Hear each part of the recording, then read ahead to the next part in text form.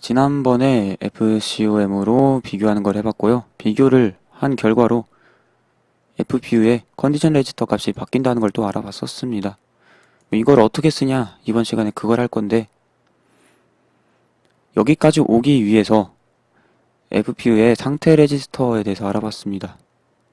그랬죠? 상태 레지스터 중에 C0, C2, C3가 차지하고 있는 영역이 있다고 했었습니다. 네. 정확히는 상태 레지스터 내부에 이 값이 포함되어 있는 거고, 올리 디버거는 편하게 보여주기 위해서 이거 따로 이렇게 보여준 거라고, 이렇게 따로따로 값을 출력해 놓은 거라고 보시면 되겠습니다. 그래서 FST 중에 C0는 여기 8번째 비트고요. 그 다음에 C1은 9번째, C2는 10번째, 그리고 C3는 14번째라고 했습니다. 네. 왜 C3는 이렇게 동떨어져 있냐? 그것도 궁금하잖아요. 그것도 이번 시간에 설명을 드리겠습니다. C3가 8, 9, 10, 11, 11번째가 아니고 14번째인 이유도 이번 시간에 해결이 될 겁니다. 그래서 여기 FPU의 상태 레지스터 값을 이용해서 FCOM의 결과값인 컨디션 플래그의 값을 이용할 겁니다.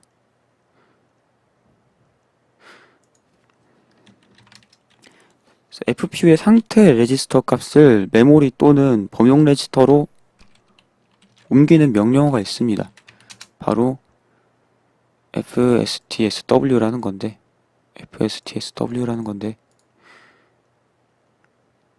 상태 레지스터죠? 그쵸? FPU의 상태 레지스터, 그게 2바이트이기 때문에 워드라고도, 상태 스테이터스 워드라고도 부른다고 했었고요.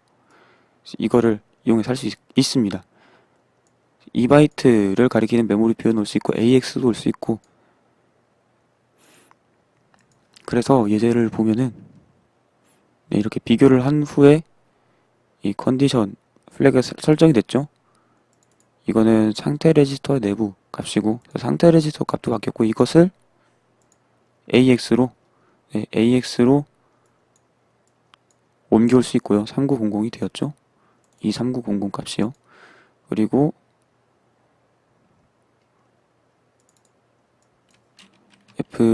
FST, SW, D워드, 아니 D워드가 아니죠. 워드, PTR 402, 000 이렇게 하면은 메모리로도 복사할 수 있다라는 겁니다.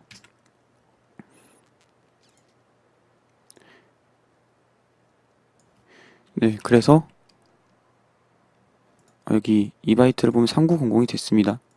3900인데 0039라고 되어 있는 거는 리틀 엔디안이기 때문이죠. 비트 순서도 다 반전이 되어 있지만은 한 바이트씩 읽으니까 바이트만 반전되는 것처럼 보이는 거죠. 네.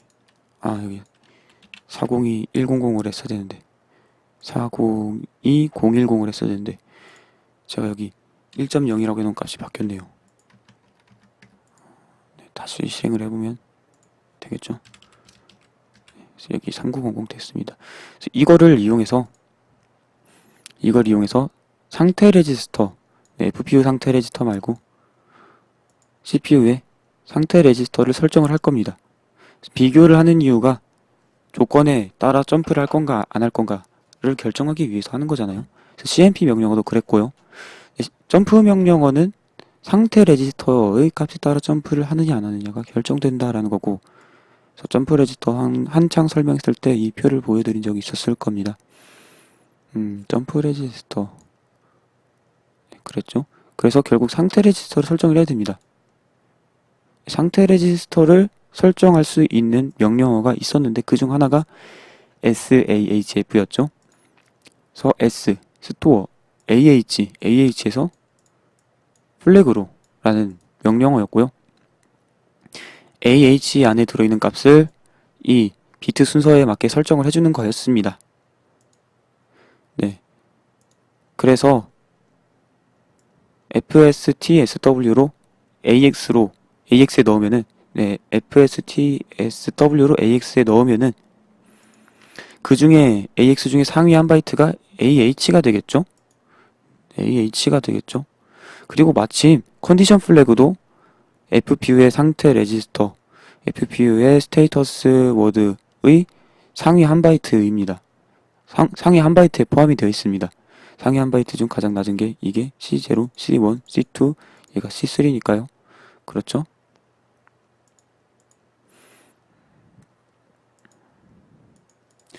네.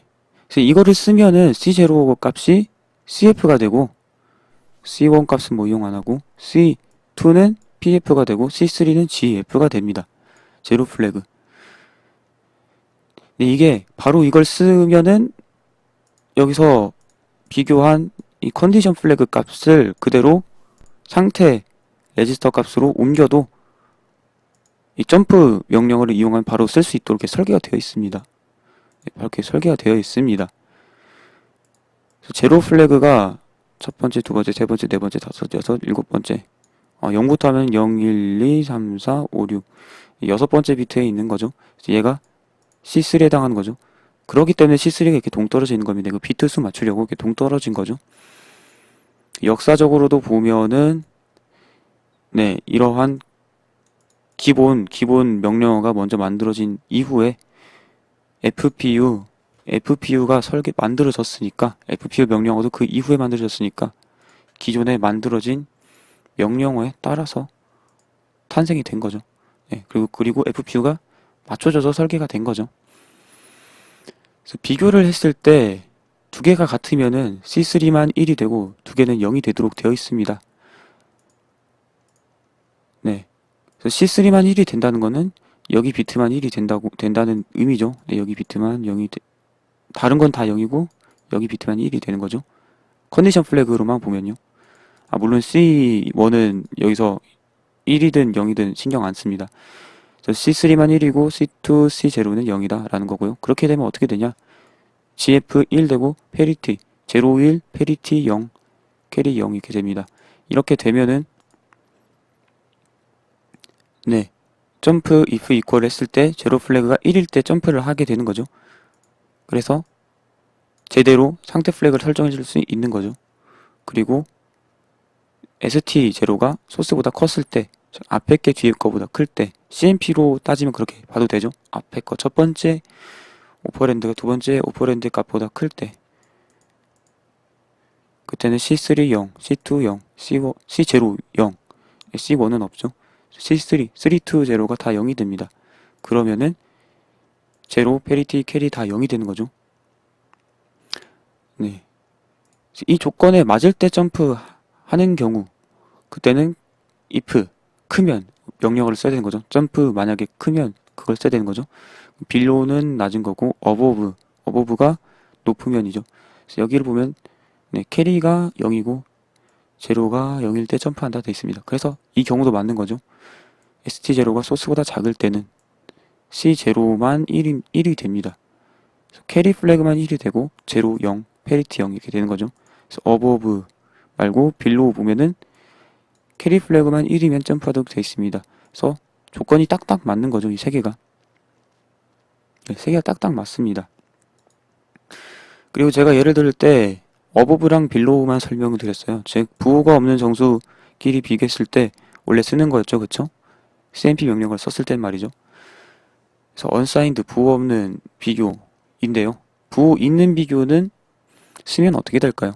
예를 들어 뭐 JL 이때 사인 플래그랑 오버플로우 플래그가 설정이 되어 있어야 이용할 수 있겠다라는 게 보이죠? 사인 플래그랑 오버플로우 플래그의 값에 따라서 점프할지 안 할지가 정해지니까요. 네, 그레이트도 마찬가지로 사인 플래그랑 오버플로우가 결정돼야 됩니다. SAHF 명령어 자체를 보면은 여기서 오버플로우 비트를 설정하는 기능이 없을 뿐더러 사인 플래그는 최상위 비트인데 최상위 비트는 C3, C2, C0 어느 거에도 해당하지 않죠? 이 사인 플래그에 해당하는 것은 네, 그래서 FPU의 상태 레지스터를 보면은 최상위 비트는 또 사용을 안 하고 있는 걸 볼 수 있습니다. 해당이 안 돼서 항상 0인 걸 또 볼 수가 있고요. 그래서 부동 소수점 값을 FCMP로 비교한 후에 상태 레지스터, FP의 상태 레지스터 값을 AX로 옮기고 AX 중에 최상인 AH를 상태 레지스터로 옮긴 후에 점프를 할 때는 부호가 없는 점프만을 이용합니다. 네, 부호가 없는 점프만을 이용합니다. 언사인드 이용하는 거죠. 또는 캐리랑 페리티랑 제로를 이용하기 때문에 캐리, 제로, 제로는 뭐 이퀄이죠. 제로는 이퀄. JG 그리고 뭐 JC도 이용할 수 있죠. JC도 이용할 수 있습니다.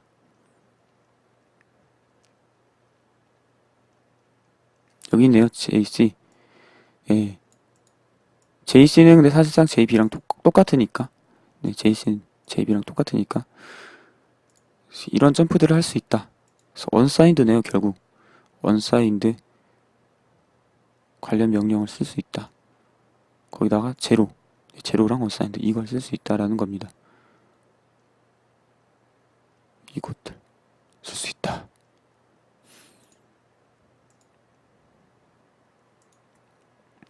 그래서 여기서 비교를 했었죠. 0하고 1하고 비교를 했습니다. 0하고 1을 비교했습니다. 0이 작으니까 네. 작으면 JB로 점프해라 라고 하면 참이 되겠죠.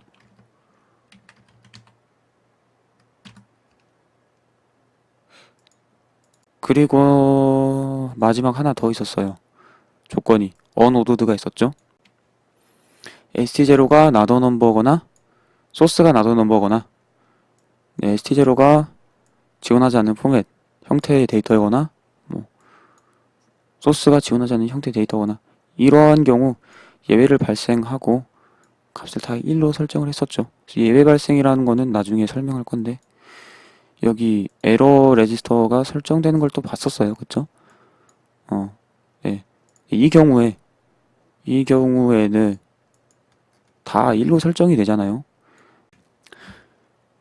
이 경우는 제대로 비교가 안 된 거니까 따로 예외 처리를 해야 되죠.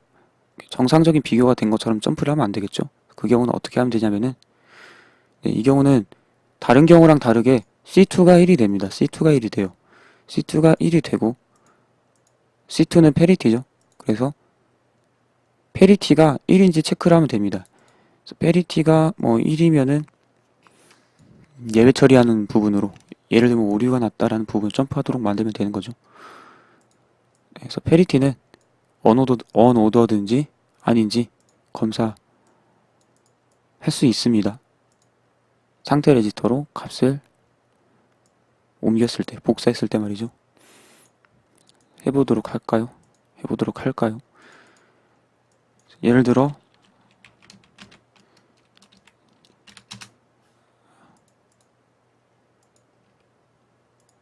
주소를 안 썼네. JP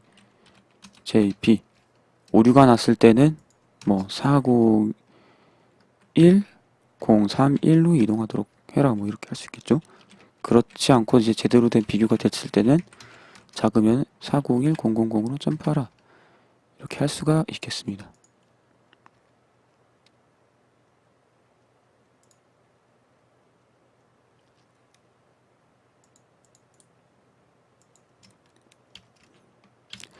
그래서 비교를 하고 안 했네요. 왜 안 했을까?